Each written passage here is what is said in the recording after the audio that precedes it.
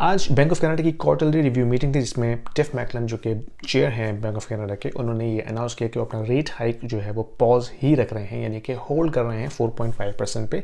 जो कि previous meeting में भी उन्होंने होल्ड किया था। ये second consecutive rate hold policy decision है जो हमने इस ईयर देखा है, और ये ऑफ कोर्स मार्केट एक्सपेक्टेशन के अलाइन था, यानी कि मार्केट ऑलरेडी एक्सपेक्ट कर रही थी रेट हाइक होल्ड को in their policy review meeting. इसका अंदाज़ा हम बहुत अच्छी तरह इस तरह लगा सकते हैं कि अगर हम जो कैनेडियन 5 ईयर बॉन्ड यील्ड है उसको देखें तो वो आज उसकी जो यील्ड है उस तरह से डिस्टर्ब नहीं हुई। हमने देखा कि जब SVB का बैंकिंग क्राइसिस हुआ था उसमें जो बॉन्ड यील्ड थी वो 3.1% से क्रैश होकर 2.7% पे आ गई थी with in a matter of like 24 और 48 आवर्स। लेकिन अब हमने देखा कि जब ये बैंक ऑफ कनाडा का पॉलिसी रेट डिसीजन अनाउंस हुआ उसके बाद जो यील्ड है 5 ईयर कैनेडियन बॉन्ड की वो थोड़ी सी नीचे आई है, फ्रॉम 3.15% टू 3.1%। तो बॉन्ड यील्ड जो है वो ऑलरेडी प्राइस इन कर चुकी थी इस रेट होल्ड को, तो इसकी वजह से जो डिसीजन है उसके बाद कोई इमीडिएट रिएक्शन हमने नहीं देखा बॉन्ड मार्केट के अंदर। ये बात याद रखिएगा कि बॉन्ड मार्केट हमेशा फिक्स्ड मॉर्गेज रेट को ड्राइव करती है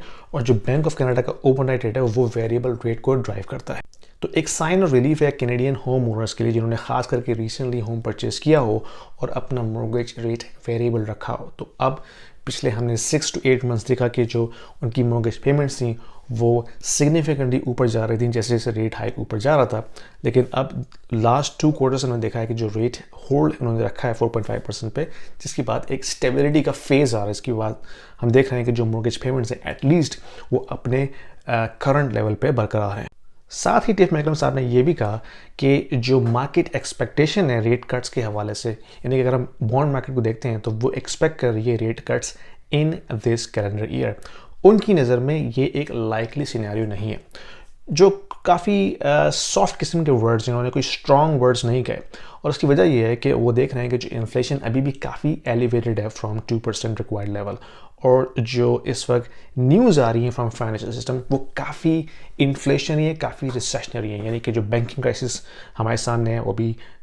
थमा नहीं है। इसके अलावा जो कमर्शियल रियल एस्टेट में टर्मोइल चल रहा है वो अपनी जगह वैसे का वैसे ही है। फिर जो फियर है वर्ल्ड वॉर 3 का जिसकी वजह से मज़ीद एस्केलेशन हो सकती है, this is all painting a very recessionary picture. तो इसकी वजह से इन्फ्लेशन जो है वो मोस्ट लाइकली एलिवेटेड रहेगी, और अगर इन्फ्लेशन नीचे नहीं आती है तो रेट कट्स का जो फैसला है वो काफ़ी मुश्किल होगा, अनलेस जो इकोनॉमी है वो बिल्कुल स्टैंड स्टिल हो जाए,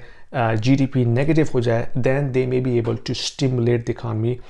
by again using the same tools, cutting the rates down, start the QE engine, and we will see things will start going.